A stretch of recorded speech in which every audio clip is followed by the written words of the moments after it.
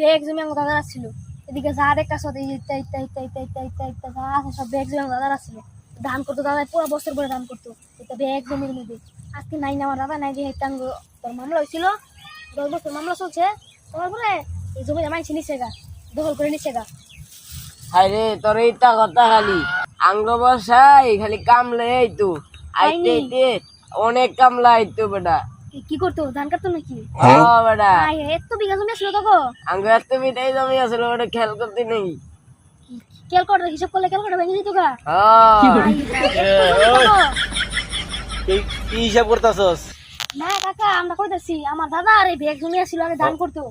তোমার দাদার কত জমিন আছে আমি দেখি নাই গিয়া। কাকা ভাত খাইতে ভাত পাই নাই বেটা, তুমি কত জমিন আছিল? কাকা জানি না দিল আপনি। হ্যাঁ না, আমি জানি না, আমি তো তোর পরে আছি দুনিয়ায়।